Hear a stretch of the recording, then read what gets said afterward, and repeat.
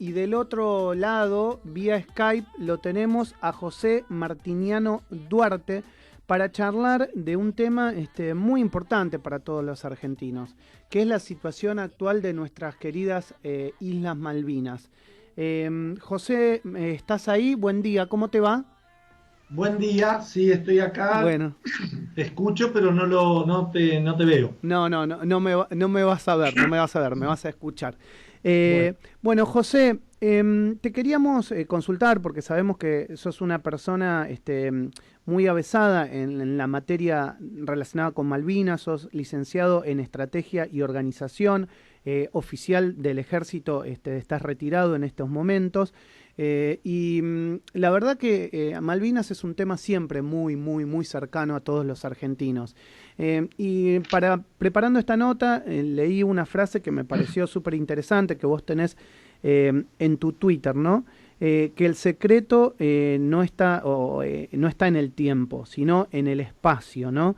Y me imagino que esto tiene que ver con que no necesariamente vayamos a tener la soberanía plena de Malvinas en corto periodo de tiempo, sino que tenemos que trabajar en el espacio para poder obtenerla, ¿no? no, es al revés la frase. El secreto está en el tiempo, no en el espacio. Ujú, exacto. Porque en el tiempo es por donde discurre la estrategia, ¿no? Y la maniobra estratégica. Ujú, Eh, y es así. Lo que quiere decir es que la táctica uno la puede dibujar, porque discurre principalmente en el espacio, en el espacio. En cambio, la estrategia que siempre conlleva un mensaje para cambiar la realidad, para hacer que las cosas ocurran, es más importante el tiempo. ujú. Eso quiere decir la frase. Muy bien. Contame, José, en relación a Malvinas, ¿cuáles son los recuerdos que pasa el tiempo y terminan siendo como indelebles, ¿no? Imborrables para vos como persona, más allá desde el punto de vista estratégico, o militar o desde el ejército? ¿Qué cosas te acordás? Vos estás hablando de la guerra. Sí, del conflicto, sí. Sí, bueno, lo que me acuerdo es cómo empezó, cómo me enteré que empezó, me enteré por la radio. El primero a la noche yo estaba escuchando a Llamas de Madariaga, que Ujú. entrevistaba a los distintos diarios, a las redacciones de los diarios, los llamaba, tenía un programa después de las 11. Yo estaba estudiando, me acuerdo, y y lo escucho, que empieza a llamar como hacía todas las noches, dice cuál es el titular del diario mañana, ¿no? Llamaba a Clarín, a La Nación, a todos los diarios. Y bueno, los títulos de La Nación, de Clarín, del resto de los diarios era, se agrava la crisis, estamos cerca de un conflicto serio, etcétera, etcétera. Y cuando llama a Crónica, lo atiende García, el director de Crónica. Sí. ¿Se escucha? Sí, Sí. sí, sí, perfecto, perfecto. Y García y le dice, qué bárbaro, dice, que me atienda el director del diario. Este, eh, bueno, es que hoy es un día histórico, le dice García. Y dice, pero, ¿y cuál es el titular principal que tiene el diario mañana? Dice, Argentinazo, las Malvinas recuperadas. Entonces llama a Madariaga y le dice, bueno, pero esto puede cambiar porque recién son, creo que eran las 11:30, 11:40. Y le dice, no, no, no. Dice, ya están las tropas argentinas desembarcando en las islas.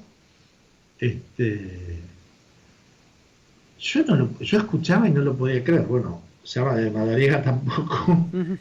Y efectivamente, viste, al otro día los diarios todos tuvieron que cambiar la portada, menos Crónica, porque era el único diario que estaba con la gente del diario embarcada en la flota. Y mirando, digamos, hoy en retrospectiva, digamos, todo lo que pasó, ¿vos crees que en ese momento, cuando nosotros desembarcamos, era el momento para negociar con los ingleses y no esperar que ellos vinieran, cosa que no se hizo claramente, o si se hizo, terminó no siendo una negociación que salió bien, ¿no? Porque terminó en la guerra. Mira, siempre digo que, la guerra el 2 de abril a la tarde estaba ganada, Uh-huh. porque se había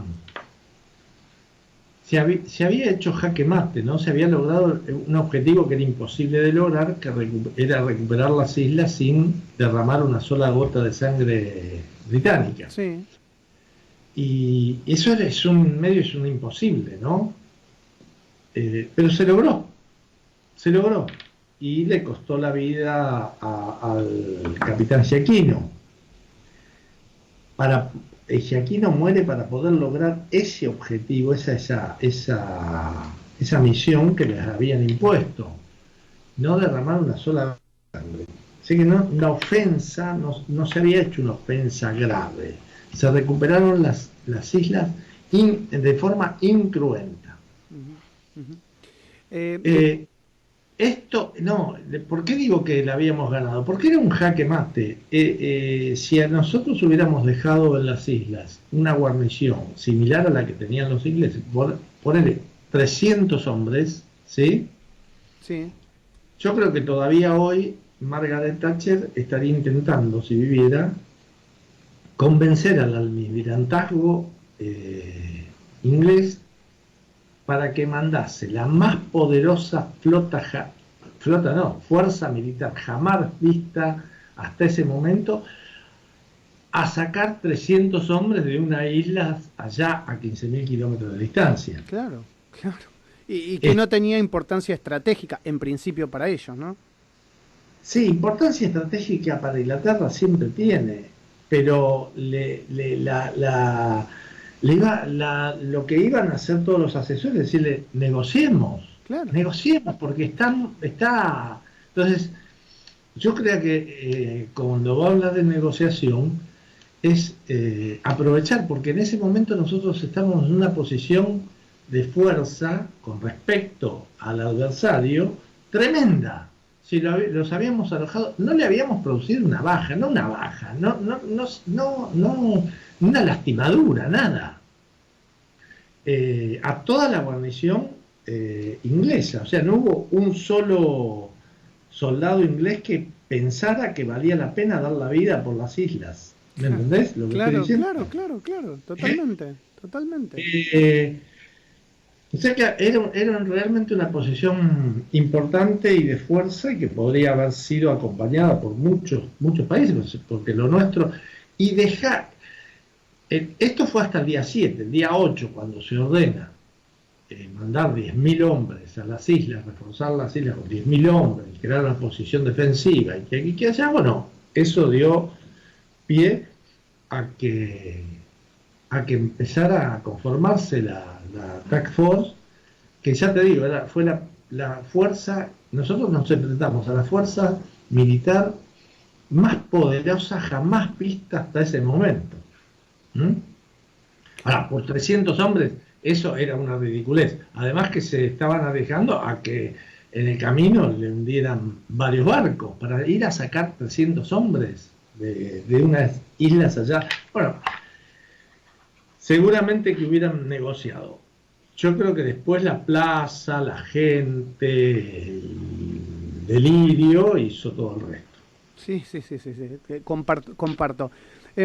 ¿Cómo evaluás, digamos, la posición de algunos países, entre ellos los sudamericanos, que a excepción de Chile tuvieron o vieron con muy buenos ojos y estuvieron muy cercanos a nosotros? Perú, hace poco tiempo, si mal no recuerdo, hubo congratulaciones a parte de la aviación peruana en la propia Lima, antes de toda esta pandemia. Y también, ¿qué pasó con Estados Unidos? El rol que jugó. ¿Cómo ves eso? Por un lado Sudamérica y por el otro lado Estados Unidos.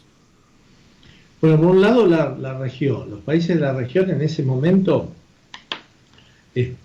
apoyaron fuertemente la postura argentina. Chile no lo hizo, pero tampoco lo declamó, que no lo hacía. La postura de Brasil también fue clara, porque yo recuerdo que adelantó su flota hasta la altura de Montevideo. Claro. Y no habilitó el espacio aéreo para los vuelos británicos. Bueno, creo que la postura de los países de la región, principalmente de Sudamérica, y los del Cono Sur, salvo, como decís, la de Chile, fue favorable. Bueno, nuestros aliados naturales, como son los peruanos, rompieron todos los límites y mandaron aviones, mandaron misiles y estuvieron dispuestos a participar de la guerra con personas, ¿no? Con gente. ¿Y Estados Unidos? Y Estados Unidos,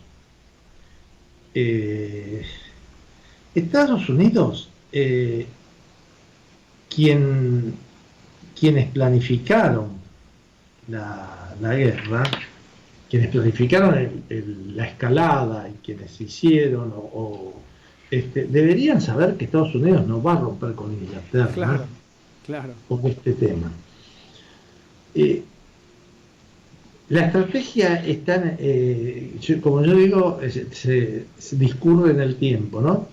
Y ellos debieron haber considerado que si era imprescindible que la flota no viniese, debían hacer algo para que la flota no viniese. Un supuesto relacionado con el adversario, en esa etapa de planeamiento estratégico, no es válido. Si se necesita que la flota no venga, hay que hacer algo para que la flota no venga. Y no hicieron nada, todo lo contrario. Y provocaron que la flota... El 2 de abril fue una genialidad realmente. Ya te digo, a la tarde la guerra estaba ganada. Con retirarnos, hubieran dejado los elementos de comandos que estábamos, los de ejército, los de fuerza aérea y los de la armada. Querían reforzar con elementos de comando de la gendarmería, podrían haberlo hecho. Y bueno, iba a ser muy difícil. Y después, digamos, partiendo de esa base, la hipótesis en Argentina nunca fue entrar en el conflicto armado. Pareciera que al principio no, pero vaya a saber qué pasaba por la cabeza de esas personas, porque realmente es muy difícil cuando se hizo todo mal, cuando uno vio que todo se hizo mal, y que se hizo mal también la posguerra. Claro. O sea que trataron de trasladar la culpa de haber perdido la guerra a los que estuvimos peleando en Malvinas. El hecho de entrarnos por la puerta de atrás, de haber relevaron a todos los jefes de regimiento, todos los jefes de unidades. Sí, increíble. Que no se pudieron despedir de su gente con la que combatieron. Nos trataron peor que los ingleses. Una cosa muy extraña, realmente muy extraña. ¿Crees que la sociedad argentina, digamos, pasados ya varios años, ha reconocido a los combatientes, entre ellos, en tu caso, tenés condecoraciones, medalla del Congreso de la Nación Argentina por tu participación en el conflicto, medalla al esfuerzo y a la abnegación del ejército argentino por el conflicto de Malvinas, bueno, y así la infinidad de aplausos y de cariño que reciben cuando hay desfiles militares? ¿Crees que la sociedad argentina les ha dado el valor y los ha como revitalizado en esa gesta de Malvinas, como se dice hoy? Lo viví, ¿no? La sociedad argentina desde el primer día, el día que regresamos, que bajamos a Madrid, estaba todo Madrid con banderas y nos estaba recibiendo. El tema es que no dejaban que parecía que había pandemia. Claro. Que nos exigían que guardemos la distancia. La distancia. Sí, la sociedad argentina siempre reconoció, pero los gobiernos, en primer lugar el gobierno militar y después los gobiernos que siguieron, siguieron con la política esa de desmalvinización. Eso aquí hay que distinguir muy bien lo que la sociedad argentina demostraba, pensaba y demás, que para nosotros fue siempre muy, muy maravilloso, excelente, y lo que hacían los gobiernos. Que los gobiernos nunca acompañaron ese abrazo que nos daba la sociedad permanentemente. Y bueno, cuando se habilita algún desfile o cuando se habilita algún acto, la sociedad realmente nos demuestra que es así, y lo podemos ver. Fíjate vos que todos los gobiernos insistían en que la fecha de Malvinas era el 10 de junio. Sí. Y fuimos los veteranos de guerra los que impusimos el 2 de abril, haciendo las famosas vigilias en todos los pueblos y ciudades de todo el país, insistiendo con eso. Y por más que no era feriado, no era nada, nosotros sabíamos que el primero, esperando el 2 de abril, había que hacer una vigilia y recordar a los camaradas caídos y demás. En esto estábamos unidos siempre, soldados, oficiales y oficiales, y así fue, y creo que cada vez más, ¿no? Va a seguir siendo. José, te agradezco mucho por estos minutos con Radio Sónica y por este recuerdo que siempre digo, Malvinas hay que recordarla todos los días, más allá de fechas, y la verdad que era muy interesante charlar con vos y que nos cuentes tus experiencias y tus sentimientos al día de hoy. Te mando un abrazo muy grande, cuídate mucho. Un abrazo y muchísimas gracias. Un abrazo grande a vos.